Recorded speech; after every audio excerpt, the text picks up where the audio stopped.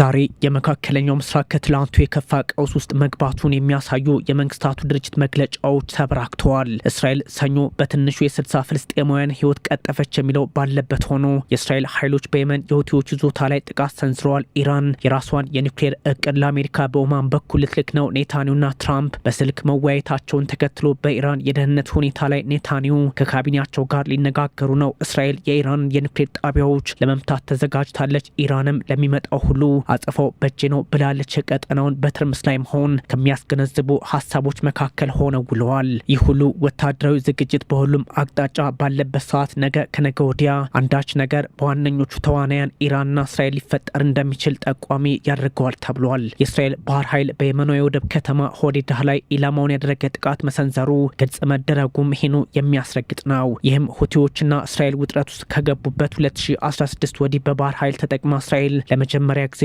በየመን ላይ ጥቃት ስትሰነዝር መሆኑ ነው። በጦርነት ፍዳዋን ባየችው የመን ላይ እስራኤል ተደጋጋሚ አየር ጥቃት እንጂ በዚህ ልክ ባህር ኃይሏን አንቀሳቅሳ ጥቃት ሰንዝራ አታውቅም ነበር። ባህር ኃይሉ በሚሳኤል በሰናዎቹ ላይ ጥቃት ሲሰነዝር የመጀመሪያ ከመሆኑን ባሻገር የሁቲዎችን ተደጋጋሚ ጥቃት ለማምከን ከመነሻው በተለይም በሆዴዳህ የወደብ ከተማ ላይ ኢላማ ያደረገ ጥቃት እንደሚፈጽም በግልጽ አስቀምጧል። ሁቲዎች ከሰው አልባ አውሮፕላን እስከ ባሊስቲክና ክሩዝ ሚሳኤሎች ጥቃት ከቴል አቪቭ አቅራቢያ ቤንጎሪዮን አየር ማረፊያ እስከ ሰሜናዊ እስራኤል ሃይፋ፣ ከማዕከላዊ እስራኤል እስከ ሞት ባህር፣ ከደቡባዊ እስራኤሏ የወደብ ከተማ በዮርዳኖስ አቅራቢያ ቀይ ባህር ላይ እስከምትገኘው ኢላት እንዲሁም ሙሉ ቀይ ባህር ድረስ የውሃ አካሉን እያካለለ የተቀናጀ ጥቃት ሲሰነዝር ሰንብቷል።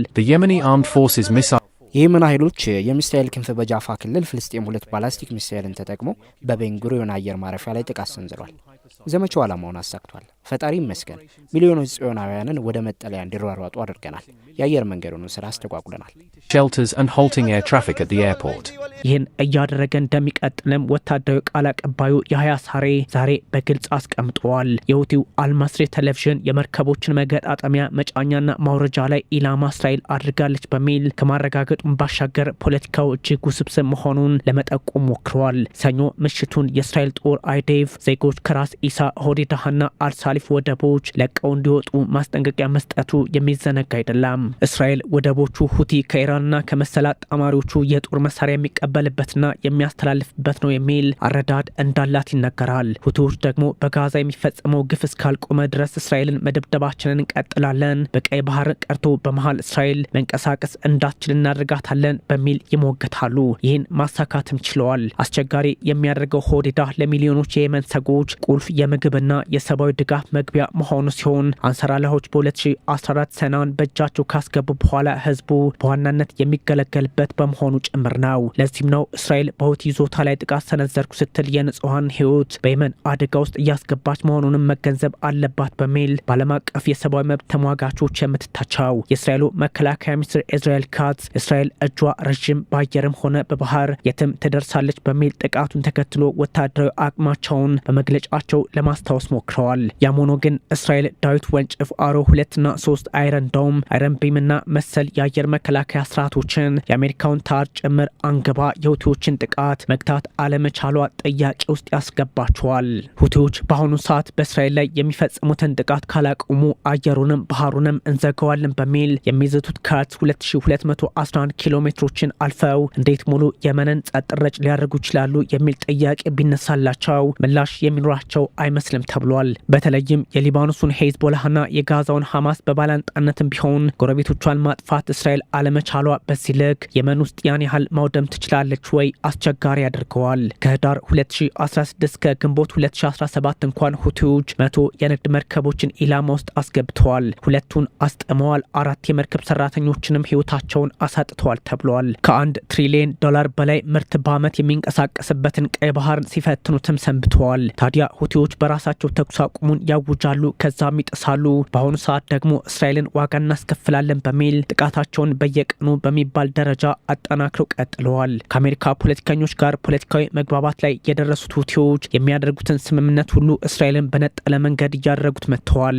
ለዚህ ማሳያው ደግሞ የአሜሪካው መከላከያ ሚኒስትር ፔት ሄግሴት ላለፉት ቀናት የአሜሪካ መርከቦች በቀይ ባህርና በበአል መንደብ ሰርጥ ያለምንም የሁቲዎች ስጋት በበርካታ አጋጣሚዎች ተላልፈዋል ማለታቸው ነው። ሁቲዎች በዚህ ልክ እስራኤል ጋር ሰጥ አገባ ውስጥ ውስጥ ባሉበት ሰዓት እንዲሁም በኢራን እንደሚደገፉ እየታወቀ ባለበት አጋጣሚ እስራኤል ኢራንን ለመምታት ተዘጋጅታለች የሚል መረጃ ከቴል አቪቭ መገናኛ ብዙሃን ከቻናል 12 ጭምር መውጣቱን ቀጥሏል።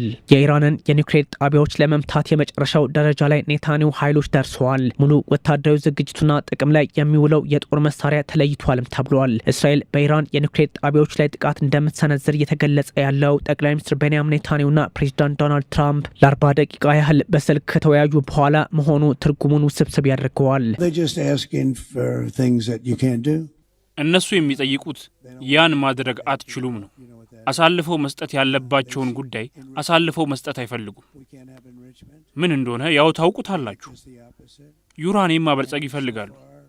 እኛ ደግሞ ያን ማድረግ አይችሉም እንላለን። እኛ የምንፈልገው ከነሱ በተቃራኒው ነው። እስካሁን እዛ ላይ አልደረሱም። ያን ማለት አልወድም፣ ግን አማራጩ እጅግ አስፈሪ ነው የሚሆነው።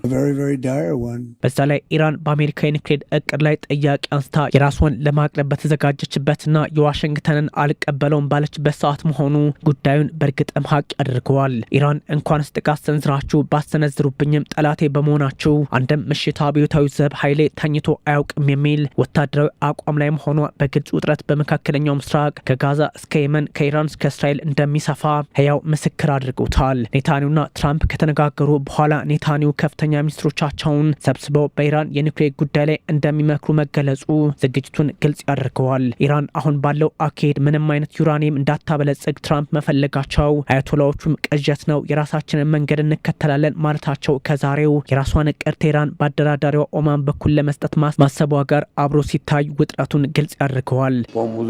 ከአሜሪካ ጋር ምንም አይነት ችግር በድርድር አይፈታም።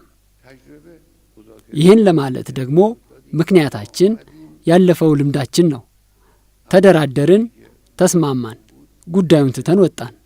ያው የምንፈልገውን ውጤት ማግኘት ሳንችል ቀረን። በእነሱ በኩል አሁን ያለው ደግሞ ከእነ ችግሩም ቢሆን የ2015ቱን ስምምነት እድል እንኳን የሚሰጥ አይደለም።